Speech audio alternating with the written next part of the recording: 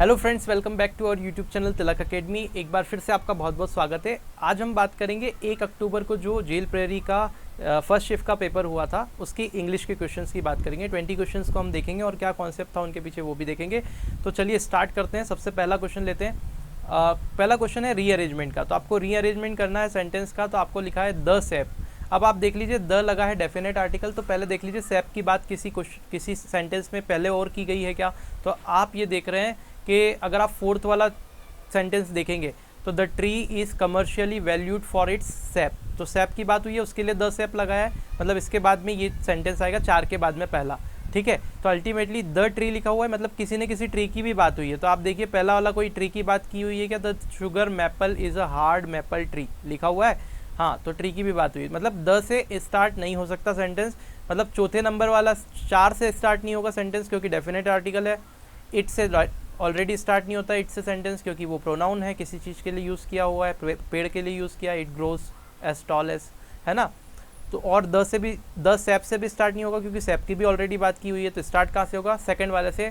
Sugar maple is a hard maple tree. ठीक है, तो 2 से स्टार्ट होगा। देखिए 2 से कौन सा ऑप्शन स्टार्ट हो रहा है। 3 ऑप्शन तो आपको दिख रहे हैं, 4 1 3 2। हाँ, तो 2 से स्टार्ट हो रहा है, 2 3 4 1। सेकंड वाला ऑप्शन ओनली ऐसा है जो 2 से स्टार्ट हो रहा है, बाकी कोई 2 से स्टार्ट नहीं हो रहा है। तो आंसर जो होगा वो सेकंड ऑप्शन आपका होगा। ठीक है, 2 3 4 1 ये आपका आंसर होगा। नेक्स्ट देखते हैं।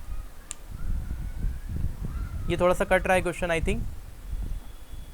चलिए देखिए, Maria is not answering her phone though I have called her thrice. ठीक है, उसके बाद में लिखा हुआ है she sleeping, sorry she be asleep. तो बी अस्लीप आएगा। तो देखो मारिया कॉल पिक नहीं कर रही है, मैंने उसको ट्राई किया 3 बार। शी माइट बी अस्लीप, मतलब वो शायद सो रही होगी। तो माइट बी का प्रयोग करते हैं। हमने आपको बताया था किसमें, मॉडल जब पढ़ाया था कि माइट बी का प्रयोग संभावना के लिए हम करते। तो शी माइट बी स्लीपिंग, और तो कुछ आएगा नहीं उसकी जगह। तो थर्ड वाला ऑप्शन करेक्ट है, माइट। ठीक है, आपको ऑप्शन ही ऐसा देकर रखेगा कि समझ में आ जाएगा। नेक्स्ट देखते हैं। थोड़ा सा बड़ा कर दें इसको। देखिए जरा, ये जो क्वेश्चन है आपकी स्क्रीन पे दिखाई दे रहा है, पंक्चुएशन का है। क्या दे रखा है, the speaker was saying I am happy to, फिर आपके पास में एम डैश है, और व्हेन द बॉम्ब एक्सप्लोडेड। तो यहाँ पे एक्चुअल में क्या होता है कि स्पीकर वॉज सेइंग, मतलब स्पीकर बोल रहा था। क्या बोल रहा था, तो आई एम हैप्पी टू इतना बोला, और एकदम से व्हेन, जब बॉम्ब एक्सप्लोड हुआ। ठीक है, तो यहाँ पे देखो फर्स्ट वाला सेंटेंस गलत हो गया क्योंकि एक जैसा है, कहीं पंक्चुएशन लगा के ही नहीं रखा, सीधे सिंपल लगा दिया और सिर्फ एक डैश लगा दिया, ये गलत हुआ। सेकंड वाला the speaker was saying, comma लगाया, ये बिल्कुल सही है। और स्पीकर के वर्ड है तो इन्वर्टेड कॉमा में आना चाहिए, मतलब कि किस में आना चाहिए, कोटेशन मार्क के अंदर आना चाहिए। तो कोटेशन मार्क चालू तो किया स्पीकर के वर्ड में, आई एम हैप्पी टू, और फिर क्वेश्चन मार्क लगा दिया, और कोटेशन मार्क बंद ही नहीं किया। तो ये स्ट्रक्चर तो सीधे ही गलत दिख रहा है क्योंकि कोटेशन मार्क एक बार चालू हुआ तो बंद जरूर होगा कहीं ना कहीं। तो ये गलत हो गया। थर्ड वाला देखेंगे, द स्पीकर वॉज सेइंग, फिर कॉमा है, यहाँ तक सही है। फिर कोटेशन मार्क चालू हुआ, बिल्कुल हुआ, आई एम हैप्पी टू, और फिर छोटा वाला डैश है। छोटा वाले डैश का प्रयोग नहीं करते। जब भी हमने देखा है कि कोई चीज़ आगे कंटिन्यू होने वाली है, तो कुछ खुलासा होने वाला था, तब बड़े डैश का प्रयोग किया जाता है। तो स्पीकर इतना बोल रहा था आई एम हैप्पी टू, और फिर क्या हुआ, जब बॉम्ब एक्सप्लोड हुआ, और bomb exploded, when the bomb exploded के आगे क्वेश्चन मार्क उसने लगा दिया थर्ड वाले सेंटेंस में। तो ये बिल्कुल गलत हो गया क्योंकि ये तो ऐसी कोई क्वेश्चन वर्ड वाली बात ही नहीं है। तो फर्स्ट, सेकंड और थर्ड ऑप्शन बिल्कुल इनकरेक्ट हो गए, मैंने बताया क्यों। और फोर्थ ऑप्शन बिल्कुल करेक्ट है, द स्पीकर वॉज सेइंग, रुके, और क्या वर्ड थे स्पीकर के, आई एम हैप्पी टू, और ऐसे जैसे टू बोला और उसमें क्या हुआ, उसके बाद में bomb, when the bomb exploded. ठीक है, तो अल्टीमेटली जब बॉम्ब एक्सप्लोड हुआ, फटा, तब ये स्पीकर के वर्ड थे, आई एम हैप्पी टू, इतना बोला और बॉम्ब फट गया जब बॉम्ब फटा था। ठीक है, नेक्स्ट देखते हैं। चौथा वाला क्वेश्चन, आपको यहाँ पे हाईलाइटेड वर्ड के लिए एक वर्ड चुनना है, वो देखते हैं कैसे। इन हिज, क्या लिखा हुआ है, weekend state his illness is likely to recur. अब ये रिकर का मतलब क्या होता है, रिकर का मतलब फिर से कवर होना, मतलब रिकर का मतलब होना फिर से लौट के आना, रिकर का मतलब फिर से लौट आना। तो जैसे देख रहा है कि उसकी वीक जो स्ट्रेट है उसको देख के ऐसा लगता है कि इसकी बीमारी वापस से, जो इसका बुखार है या जो इसकी स्वास्थ्य खराब है वो वापस से लौट सकता है, लौट के आ सकता है। तो रिकर का मतलब होता है वापस से लौट के आना। और आप देखेंगे कंटिन्यू, रीअपियर, इनका भी मतलब वैसे ही है, ऑकर का मतलब होना। तो यहाँ पे आप देखें हॉल्ट सही वर्ड आएगा, इसका अपोजिट। क्यों, हॉल्ट का मतलब होता है रुकावट या फिर रोक देना किसी चीज़ को। ठीक है, तो अल्टीमेटली रिकर का मतलब फिर से वापस आ जाना, फिर से आ जाना वो बीमारी, और हॉल्ट का मतलब क्या होता है, उसको रोक देना, ठीक है, रोक देना, या फिर उसको पड़ाव भी होता है हॉल्ट का मतलब, है ना। तो अल्टीमेटली उसका यहाँ पे हॉल्ट आएगा, opposite word. Next, Thomas needs to work hard, fill in the blanks, he want to pass the examination. Thomas को हार्ड वर्क करना पड़ेगा, क्यों? अगर उसको एग्ज़ाम पास करनी है। इफ़, यदि उसको एग्ज़ाम पास करनी है तो if he wants to pass the examination आएगा यहाँ पे। तो इफ़ आएगा यहाँ पे, सो तो आएगा नहीं, ऑल्सो नहीं, देन भी नहीं।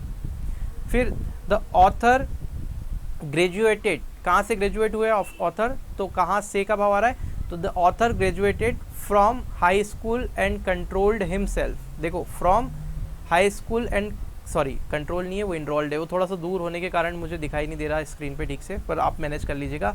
The author graduated from high school and enrolled himself at a prestigious college of study politics, ठीक है। तो यहाँ पे पहले वाले में आएगा फ्रॉम और दूसरे वाले में एट। नेक्स्ट देखते हैं, भाव ही ऐसा है क्योंकि कहाँ से किया तो वो कॉलेज का नाम है। फिर सॉरी, एक बार वापस से लगाइएगा वो क्वेश्चन। हाँ, ऑथर ग्रेजुएट हाई स्कूल, कहाँ से किया? तो फ्रॉम हाई स्कूल, और इनरोल्ड किया किस कॉलेज में? तो वो देख रहा है प्रेस्टिजियस कॉलेज, तो एट, क्योंकि वो एक फिक्स पॉइंट है। नेक्स्ट देखते हैं क्या लिखा है। I can never play pranks on people because I can't keep a straight face, ठीक है। मतलब मैं प्रैंक नहीं कर सकता लोगों के साथ में, या इसमें ये बोलना चाह रहा है बंदा कि मैं प्रैंक नहीं कर सकता लोगों के साथ में, क्योंकि मेरे पास में मैं एक सीधा फेस नहीं बना सकता। सीधा फेस नहीं बना सकता मतलब क्या होता है? Pretend to look serious. तो अल्टीमेटली क्या क्या आ सकते हैं? Can't say the punch line well, क्या मैं पंच लाइन नहीं बोल सकता वेल? तो इसका मतलब कहीं भी ऐसा नहीं निकल रहा है। रिमेंबर द जोक वेल, क्या मैं जोक्स को याद नहीं रख सकता अच्छे से? ये भी नहीं निकल रहा है इसका मतलब। प्रिटेंड टू लुक सीरियस और एक्ट वेल, क्या मैं एक्ट नहीं कर सकता वेल? ये भी नहीं है। प्रिटेंड टू लुक सीरियस आएगा, मतलब इसका कहने का मतलब यहाँ पे इस सेंटेंस में ये है कि मेरा चेहरा बिल्कुल ऐसा सीधा साधा है, मतलब मैं सीरियस लगता हूँ चेहरे से, इस वजह से मैं जोक प्रैंक नहीं कर सकता लोगों के लिए। तो प्रिटेंड टू लुक सीरियस यहाँ पे सही होगा। Next, carrot seed were being planted by gardener, मतलब कैरेट के जो सीड है were being planted by the gardener, ये पैसिव वॉइस है, इसका एक्टिव वॉइस बनाना है। तो वर बीइंग प्लांटेड यानी कि पास्ट कंटिन्यूस टेंस में जाएगा। The gardener was planting carrot seeds, तो ये बिल्कुल सही है। The gardener was planting carrot seeds, इसमें कोई दिक्कत नहीं है ना। तो वॉज बीइंग आना नहीं है, हैज़ तो आता ही नहीं है। तो अल्टीमेटली मुझे पता है पास्ट कंटिन्यूस में जाएगा। पास्ट कंटिन्यूस का आप देख ही रहे हैं क्योंकि वर्क के बाद में बीइंग आया। तो जब भी वॉज वर्क के बाद में बीइंग आता है आपके पैसिव वॉइस में, तो मतलब उसका एक्टिव वॉइस कहीं ना कहीं पास्ट कंटिन्यूस का बना हुआ है वो। तो मैंने पढ़ाया भी था बहुत अच्छे से जब मैंने वॉइस की वीडियो डाली थी। अगर नहीं समझ में आ रहा है यहाँ से देख के, तो आप डिस्क्रिप्शन में प्लेलिस्ट का पूरा लिंक दिया हुआ है। जो टॉपिक समझ में नहीं आए उसकी वीडियो देख डालो, ज़्यादा वीडियो नहीं है, 1-2 वीडियो है, आप देखोगे समझ में आ जाएगी सब चीज़ें, है ना। और आगे कभी भी दिक्कत नहीं आएगी इसमें। तो यहाँ पे सीधा आंसर आएगा the gardener was planting carrot seed, क्योंकि ये पास्ट कंटिन्यूस में जाएगा। अगला लगा दो भाई फटाफट। The boy said that there was only one piece still missing from his jigsaw puzzle, तो ये बड़ा आसान है, 1 आएगा इसमें। नेक्स्ट देखते हैं। I will return back to town soon, I will return back to town soon, इसमें हमको क्या करना है? इसमें हमको करेक्ट सेंटेंस दिखाना है, कहने की गलती है। तो देखो रिटर्न के साथ में बैक नहीं लगना चाहिए, तो अल्टीमेटली आएगा I will return to town soon आएगा सीधे।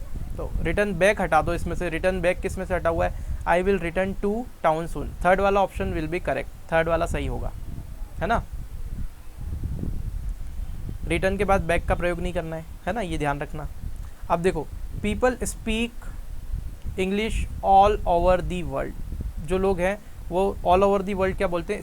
इंग्लिश बोलते हैं। तो ये आपको क्या बनाना है?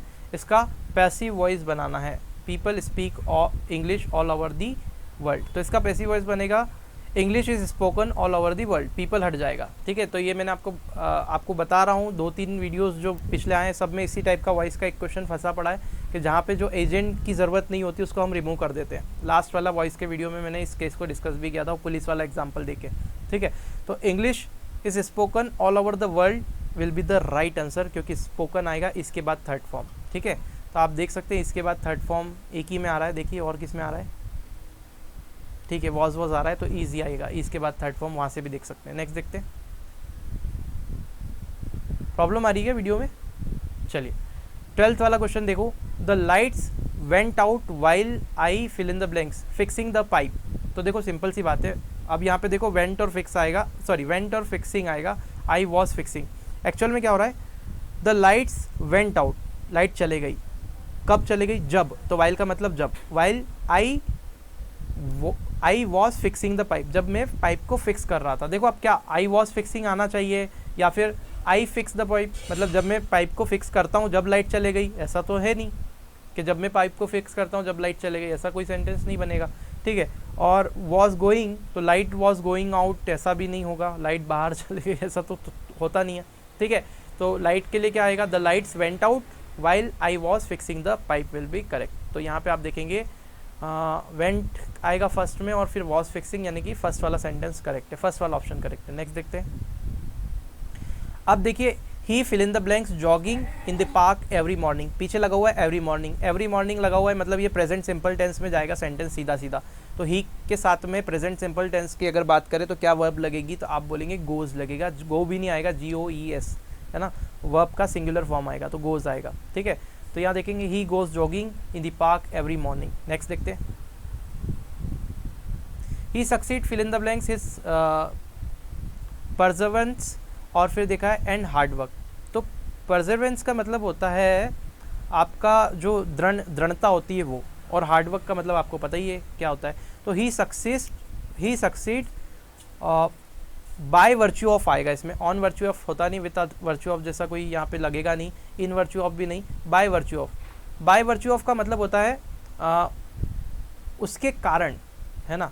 ही सक्सीड बिकॉज ऑफ आप बोल सकते हैं कि उसके कारण, ठीक है, उसकी बदौलत ऐसा बोल सकते हैं। बाय वर्च्यू ऑफ मतलब इसकी बदौलत, किसकी बदौलत, तो हार्डवर्क और परसिवेंस के कारण। Next, my younger sister is very fill in the blank sociable.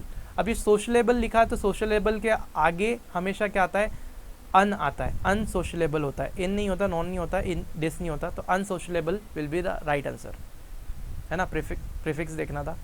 The examination was over the children were happy. अब इसका मुझे क्या करना है, इस पर्टिकुलर सेंटेंस का दोस्त मुझे सेंटेंस ट्रांसफॉर्मेशन करना है, मीनिंग नहीं बदलना चाहिए बस। The examination was over, examination खत्म हुए थे, और चिल्ड्रन वर हैप्पी, चिल्ड्रन जो बच्चे थे वो खुश थे। तो as the children were happy because the examination was over, तो यहाँ पे ये सेकंड वाला सीधे दिख रहा है, as the children were happy, जैसा कि चिल्ड्रन बच्चे खुश थे, because the examination was over, examination खत्म हो चुके थे, बच्चे इसके लिए खुश थे। As the examination was over the children were happy. देखिए अब इन दोनों में से, और यहाँ पे ऊपर वाला फर्स्ट वाला चारों सेंटेंस बता देता हूँ। पहला सेंटेंस देखिए, the examination being over had the children be happy, मतलब ये तो कहीं से कहीं तक जम ही नहीं रहा है। क्यों? क्योंकि एग्जामिनेशन हो रहे थे, मतलब बीइंग ओवर मतलब ख़त्म हो रहे हैं, और बच्चे बहुत ज़्यादा खुश थे, ऐसा कुछ नहीं, ठीक है। एज द चिल्ड्रन, और सीधे सीधे आपको लिखा हुआ है कि आपको क्या करना है, फ्रेजल वर्ब का यूज़, सॉरी फ्रेजल नहीं, एडवर्ब का यूज़ करके इसको बनाना। ऊपर देखिए क्वेश्चन में 16 में, तो एडवर्ब तो इसमें आ नहीं रहा, फर्स्ट वाले में कट गया। उसके बाद में happy were the children and the examination was over, fourth वाले में भी एडवर्ब नहीं आ रहा है ना, हैप्पी वर द चिल्ड्रन वहीं के वहीं सेंटेंस में से लिया हुआ है, तो ये फोर्थ वाला भी कट गया, फर्स्ट वाला भी कट गया। अब दो में कन्फ्यूजन है, या तो सेकंड होगा या थर्ड होगा। तो as the examination was over, जैसा कि एग्जामिनेशन ओवर हुए, है ना, द चिल्ड्रन वर हैप्पी, बच्चे खुश थे, ठीक है। तो यहाँ पे थर्ड वाला ऑप्शन बिल्कुल करेक्ट होगा, as the children were happy, जैसा कि बच्चे खुश थे, क्योंकि एग्जामिनेशन ओवर हुए, वो नहीं, एग्जामिनेशन ओवर हुए तो बच्चे खुश थे, ठीक है। तो as the examination was over the children were happy, third वाला विल बी करेक्ट। नेक्स्ट देखते हैं।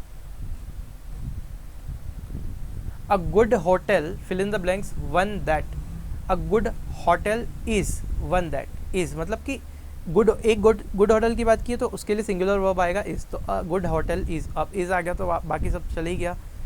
Fill in the blank is one that the best service to its guest, तो एक अच्छा होटल वो होता है जो कि उसके जो गेस्ट है उसको बढ़िया सर्विस प्रोवाइड करे। तो a good hotel is one that provides the best service to his guest, है ना, प्रोवाइड्स आएगा, तो अल्टीमेटली इज और प्रोवाइड्स आएगा, थर्ड वाला ऑप्शन। नेक्स्ट देखते हैं। My car broke down so I fill in the blanks continue my journey, मेरी कार क्या हो गई, ब्रोक डाउन यानी कि टूट फूट गई, तो सो आई कंटिन्यू माई जर्नी, मतलब कि कंटिन्यू क्या होगा, नहीं कर सका होगा। तो कार ब्रोक डाउन यानी कि पास्ट में चलेगा, सेंटेंस पास्ट में चलेगा तो कैन नहीं आएगा, कुड आएगा, तो कुड आएगा। और कुड कंटिन्यू मतलब कर सका क्या, कार टूट गई तो जर्नी कंटिन्यू कर सकेगा आदमी, नहीं, तो कुड नॉट आएगा। तो तो अल्टीमेटली क्या हो गया, माई car broke down so I could not continue my journey. ठीक है, सो भी लगा हुआ है तो आपने देखा सो के बाद में could not continue my journey, ultimately बस इतना ही आएगा। नेक्स्ट देखते हैं, कुड नॉट आएगा वहाँ पे, कुड हैव नहीं आएगा क्योंकि थर्ड फॉर्म नहीं है वहाँ पे, है ना। कुड हैव के बाद थर्ड फॉर्म आता, कंटिन्यूड आता अगर वहाँ होता तो।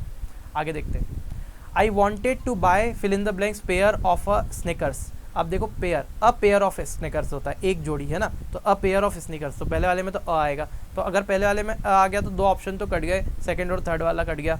या तो ए के बाद में एन आएगा और फिर द आएगा, या फिर ए द आएगा। तो आप देख रहे हैं स्निकर्स एट एन, ए के बाद में क्या आएगा, एन आ सकता है क्या, एन सुपर मार्केट, तो सुपर के आगे एन तो लग ही नहीं सकता, तो ये भी कट गया, फर्स्ट वाला भी कट गया, सेकंड भी कट गया, थर्ड भी कट गया। अल्टीमेटली फोर्थ वाला आंसर है, I wanted to buy a sneakers, sorry a pair of sneakers at the supermarket but was confused when I saw the varied of हाँ colours and brands. ठीक है, मैं confuse हो गया वो इतने सारे कलर और ब्रांड देख के। नेक्स्ट लास्ट क्वेश्चन देखते हैं, my friend found fill in the blanks 1 rupee note on the road, he decide to give it a beggar.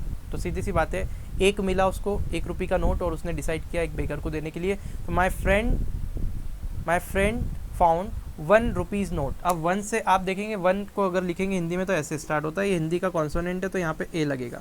तो यहाँ पे आ गया, my friend found a 1 rupee note on the road, और उसके बाद में he decided to give it to a beggar, है ना। दोनों में ए आएगा, तो अल्टीमेटली फोर्थ वाला option will be correct. Next देखते हैं, ख़त्म।